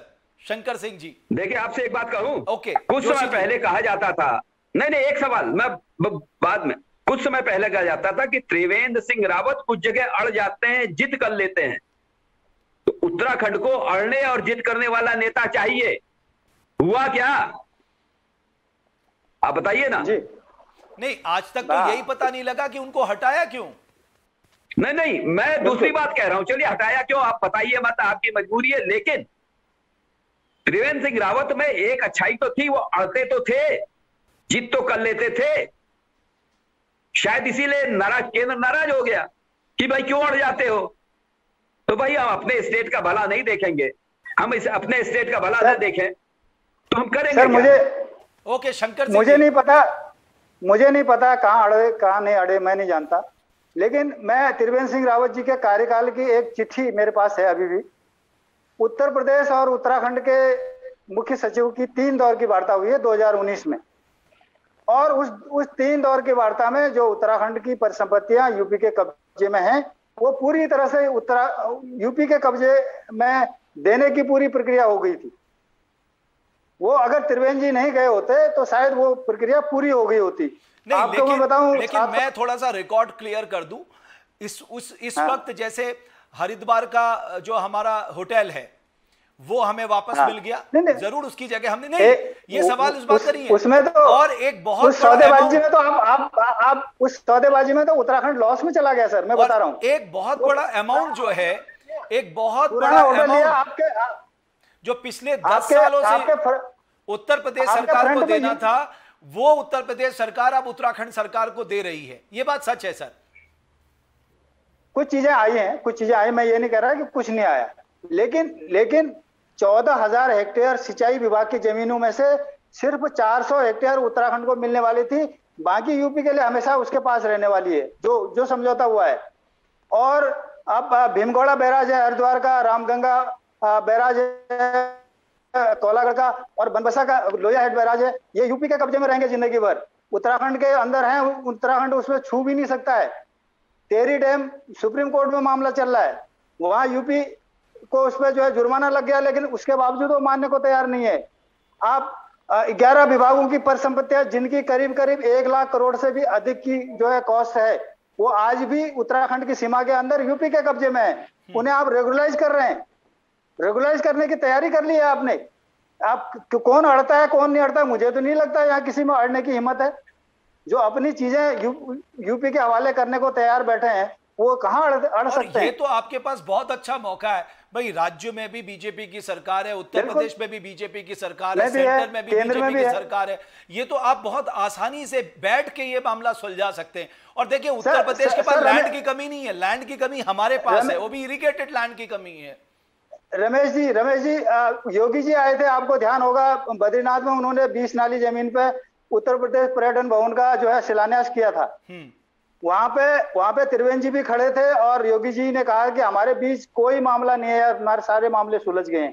क्या आप मानते हैं यूपी के और उत्तराखंड के बीच पर संपत्तियों के बंटवारे का कोई मामला, सारे मामले सुलझ गए हैं? नहीं सुलझे हैं सर। 1 लाख करोड़ से भी अधिक कॉस्ट की संपत्तियां यूपी के कब्जे में हैं, और आप मान रहे हैं, आप चुप हैं। ओके शंकर सिंह भाटिया जी, मैं ये पॉइंट आपका ले लिया, क्योंकि हमारे दर्शक भी हमें लगातार सुझाव दे रहे हैं, और निशित जी हमारे दर्शक भी ये चाहते हैं कि साहब जो धामी साहब हैं वो सबसे पहले जो हमारा एग्जिस्टिंग लैंड लॉ है उसको थोड़ा सा अमेंडमेंट करके उसे बहुत मजबूत बनाएं, ताकि सबसे पहले हम अपनी एग्रीकल्चर लैंड बचा सकें, जो सिक्किम कर रहा है, जो हिमाचल कर रहा है, जो बची हुई है हमारे पास। निशित जी आपका क्या कहना है? एकदम करना चाहिए, जमीन तत्काल करना चाहिए। और ये तो पिछली सरकार के, जो त्रिवेंद्र जी की सरकार आई है उसके समय में बहुत गड़बड़ हुआ है इस कानून को लेकर, आप भी जानते हैं। और ये इस समय बहुत बड़ा मुद्दा बना हुआ है, पूरे सोशल मीडिया पे तो लगातार छिड़ा हुआ है। और भाटिया जी सही कह रहे थे कि वहां पे वो नहीं अड़े, लेकिन हरिद्वार के में अड़ गए थे, वो कुंभ के मेले में अपना लॉस, कुंभ की जमीन मेरे ख्याल से कुंभ की जिसमें कुंभ मेला लगता है 700 हेक्टेयर आज भी यूपी के पास है सर। आपको मांगना पड़ता है, हम मेला लगाया, दे दो हमको। नहीं तो जमीन हमारी होनी चाहिए, उसके लिए अड़ना पड़ेगा, उसको लेना पड़ेगा। कौन अड़ा है? अड़ा ही नहीं कोई। ओके शंकर सिंह जी, मुझे लगता है ये धामी जी के एजेंडे पे भी ये मुद्दा होगा कि साहब परिसंपत्तियों के बंटवारे पे उत्तराखंड और उत्तर प्रदेश आगे बढ़े। लेकिन शंकर सिंह जी, आपको लगता है कि जिस तरह से उत्तराखंड के युवाओं ने एकजुट होकर जो आवाज दी है कि साहब हमारी जमीन बचाइए ताकि हमारी पहचान बची रहे, उसके लिए आपको क्या कहना है? सर एक उदाहरण देता हूं मैं। 2018 की बात है, गैरसैंण में सत्र चल रहा था। मुख्यमंत्री जी तब त्रिवेंद्र जी थे, उन्होंने कागज दिखाया कि देखो मैंने जमीन खरीद ली है गैरसैंण में, खोल दिया सबके लिए, और आप भी आओ, आप भी खरीदो जमीन। कितने लोगों ने गैरसैंण में जमीनें खरीद ली जो प्रतिबंधित थी तब, किनके लिए रोकी जा रही थी वहां जमीन? तो क्या किया है आपने? मतलब बीजेपी की सरकार ने किया क्या है? तो ये बहुत बड़ा सवाल है। धामी जी के पास ये बहुत बड़ा सवाल होना चाहिए। वो इस कानून को, अपनी सरकार की गलती को स्वीकार करें और इसे, मुझे नहीं लगता धामी जी खुद निर्णय ले पाएंगे इस पर। उन्हें अपने हाईकमान के पास जाना पड़ेगा और हाईकमान के निर्देश के बिना शायद त्रिवेंद्र जी ने भी नहीं किया होगा, उन्होंने भी वहीं से अनुमति ली होगी, तो उन्हें जाना पड़ेगा, उसको रोकना पड़ेगा। सर इसको क्लासिफाइड इस तरह से किया जा सकता है, अगर कोई जरूरी काम के लिए, रोजगार बढ़ाने के लिए, इन्वेस्टमेंट के लिहाज से अगर हमें कहीं पर ही काम करना पड़ रहा है तो हमें उसके मौके देने चाहिए। बट ब्लेटेंट अगर आप खोल देंगे तो ऐसे काम नहीं चलेगा। सर दावा 1.25 लाख करोड़ का किया गया, क्या आया, कितना आया, कोई बता सकता है? इन्वेस्टमेंट 1.25 लाख करोड़ का दावा किया गया था। कोई बता दे 1000 करोड़ भी आया हो कोई किसी भी इन्वेस्टमेंट के लिए? ओके, उसके लिए आपने क्या कर दिया? एक आखिरी सवाल मैं आप दोनों मेहमानों से पूछना चाहता हूं। निशित जी, आपसे, आपको लगता है कि हमें धामी जी को समय देना चाहिए और एटलीस्ट 7 मंथ जो उनको मिले हैं उनके ऊपर ट्रस्ट करना चाहिए कि वो सारी चीजें बदलने में कामयाब होंगे और जनता के जो जनादेश है उस पर वो खरा उतरने का प्रयास करेंगे? समय तो देना चाहिए, अभी तो उनको बहुत समय लगेगा समझने में, पहले समझने तो देना चाहिए। और 7 महीने तो उनको अभी चुनाव की तैयारी करनी है, क्या करेंगे वो? और अभी 2-3 महीने तो आपदा में निकल जाएंगे। जी, पहले दिन से उनपे दबाव होगा परफॉर्मेंस का, डे 1 से। अगर आज वोट लेते हैं, कल सुबेरे से उनपे दबाव होगा परफॉर्मेंस का। और भाटिया जी जिन मुद्दों को उठा रहे थे अभी, अगर इन पे ही ये अड़ जाएं, हमारी जमीन भू सुधार कर दें और यूपी के पास जो परिसंपत्तियां हैं उस पे ही ये लड़ जाएं, तो शायद इनको बहुत बड़ा मुद्दा मिल जाएगा, इनको बहुत बहुत बड़ा सपोर्ट मिलेगा पूरे उत्तराखंड से। ओके, आपको लगता है एक और बात आ रही है और ये हो सकता है तो ये बहुत अच्छी बात है कि धामी साहब अपने ऊपर बहुत ज्यादा विभागों का बोझ ना रखें और वो उस बोझ को बांट दें ताकि उनके पास ज्यादा समय हो पब्लिक से मिलने का, बाकी चीजों को मॉनिटर करने का। शंकर सिंह जी, आपको लगता है ये एक अच्छी शुरुआत हो सकती है? क्योंकि बहुत सारे विभाग मुख्यमंत्री अपने पास रख लेते हैं और उस पर डिलीवर कर नहीं पाते। फिर बिल्कुल उनको यही करना चाहिए, क्योंकि अपने पास विभाग रखने का कोई मतलब नहीं है, डर रहता है मुख्यमंत्री को, ये मलाई वाला विभाग है, किसी को दे दूंगा तो वो सारा खा जाएगा, इसलिए मुख्यमंत्री उन विभागों को अपने पास रखते हैं। तो ये सारे बांट देने चाहिए उनको सारे विभागों की मॉनिटरिंग करने का अधिकार है। किसी भी विभाग के बारे में वो तलब कर सकते हैं, जानकारी ले सकते हैं, और ऐसा करेंगे तो उनके लिए काम करने का मौका मिलेगा। और जो विभाग आप जानते हैं बहुत बेहतर तरीके से मुख्यमंत्री के पास होता है, उन्हें कोई सीरियसली भी नहीं लेता है। कहा जाता है तो मुख्यमंत्री जी के पास है जी, इसमें क्या होना है, कुछ नहीं होना है, इसकी फाइल इसी रहने दो। तो ये काम अगर जैसे स्वास्थ्य महकमा है, बहुत चर्चा हुई स्वास्थ्य को लेकर, कोविड आया लेकिन मुख्यमंत्री के पास रहा वो हमेशा, क्यों रहा? मुख्यमंत्री के पास इतना समय तो होता नहीं कि वो पूरा एक ही विभाग में कंट्रोल करें। अगर वो एक इंडिपेंडेंट मंत्री को देते तो शायद वो अच्छी तरह से दौड़ धूप कर पाते। ये चीजें धामी जी को करनी चाहिए और अगर ऐसा करेंगे तो बहुत अच्छा जो है उनकी तरफ से लिया गया एक बहुत अच्छा इनिशिएटिव हो। ओके, एक जो मैं समझता हूं सर, इन 3.5 साल से ज्यादा मैं सरकार के साथ रहा हूं, एक सुझाव मैं अपनी ओर से देना चाहता हूं निशित जी और शंकर जी, कि आप एक ऐसा ट्रांसपेरेंट सिस्टम बनाइए कि आपको जमीन की सही खबरें आप तक पहुंचे।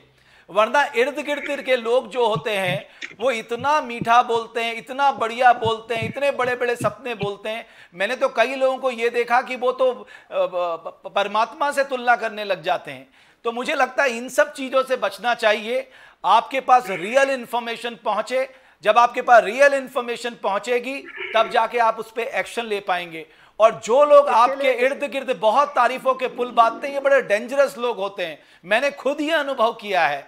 और जो लोग कड़वा बोलते हैं, सटीक बोलते हैं, उनकी बात को जरूर सुनना चाहिए। क्यों वो कड़वा इसलिए बोलते हैं? शायद वो आपको कोई दिशा दिखाने की काम करे। शंकर जी, लास्ट में इसके लिए मैं एक सुझाव, अपना अनुभव बता रहा हूं सर।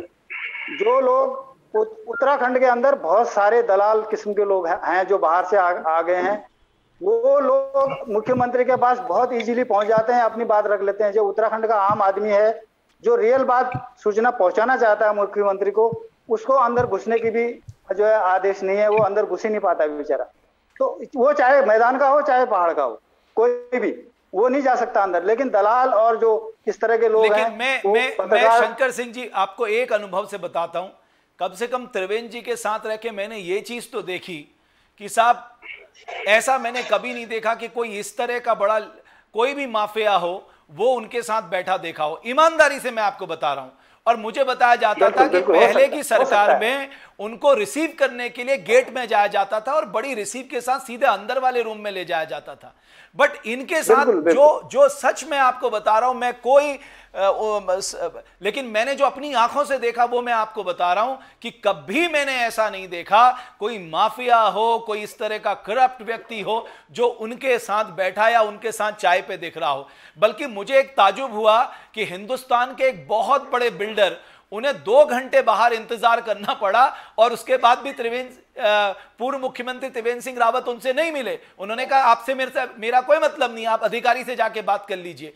तो ये शक्ति तो थी, ये मैं आपको सच बता रहा हूं। लेकिन हाँ, मुझे भी लगता है ये था, मुझे भी लगता है। मैं सच बता रहा हूं आपको, सच की अपनी खूबियां हैं, सबके अपनी कमियां हैं। हम कमियों से डूबे हुए लोग हैं, लेकिन हमें समय के साथ साथ अपने अंदर बदलाव लाना चाहिए। मैं बस इतना ही कह सकता हूं कि पुष्कर सिंह धामी जी को हम शुभकामनाएं देते हैं। आप एक युवा हैं और युवाओं के दर्द को समझेंगे, पहाड़ के दर्द को समझेंगे और ईमानदारी से इस उत्तराखंड को आप आगे ले जाएंगे। जिस उत्तराखंड के सपने हमारे शहीद बलिदानियों ने देखे थे, उसी उत्तराखंड को आप आगे बनाएंगे। आप दोनों मेहमानों का इस विशेष चर्चा में जुड़ने के लिए हृदय से आभार। और आगे भी मैं चाहूंगा आप दोनों महानुभाव देवभूमि डायलॉग में आकर ऐसे ही हमारे मंच की शोभा बढ़ाएं और अपने जो एक्सपर्ट कमेंट्स हैं उससे हमें अनुग्रहित करें। सर, आप दोनों का बहुत बहुत धन्यवाद मैं करना चाहूंगा। और साथ ही साथ मैं आपको बता दूंगा कि आज मंत्रिमंडल ने शपथ ले ली है। विभागों का बंटवारा मुझे लगता है कल तक उसका इंतजार करना पड़ेगा। और साथ ही साथ मैं अपने दर्शकों से कहना चाहूंगा कि मित्रों, ये प्लेटफॉर्म देवभूमि डायलॉग दरअसल इस सोच के साथ शुरू किया गया है कि उत्तराखंड का व्यक्ति, उत्तराखंड का सामान्य से सामान्य जनमानस इसमें आकर अपनी बात कह सके। उत्तराखंड के मुद्दों को हम धारदार तरीके से पूरी निष्पक्षता के साथ इस मंच पे उठा सके और बिना लाग लपेट के, बिना किसी के पक्ष विपक्ष के ईमानदारी से अपनी बात रख सके। यही उद्देश्य है देवभूमि डायलॉग का। आप दोनों मेहमानों का पुनः बहुत धन्यवाद और जो दर्शक हमारे साथ जुड़े थे उनका बहुत बहुत धन्यवाद। आप इस कार्यक्रम को शेयर कर सकते हैं, हमारे साथ जुड़ सकते हैं और आप हमारी ताकत है। सच बताऊं, देवभूमि डायलॉग की ताकत उत्तराखंड की जनता है। आपके प्यार और स्नेह के साथ हम इसी ईमानदारी के साथ काम करते रहेंगे और उत्तराखंड के हित के जो जरूरी मुद्दे हैं वो निष्पक्षता के साथ उठाते रहेंगे। बहुत बहुत धन्यवाद आपका।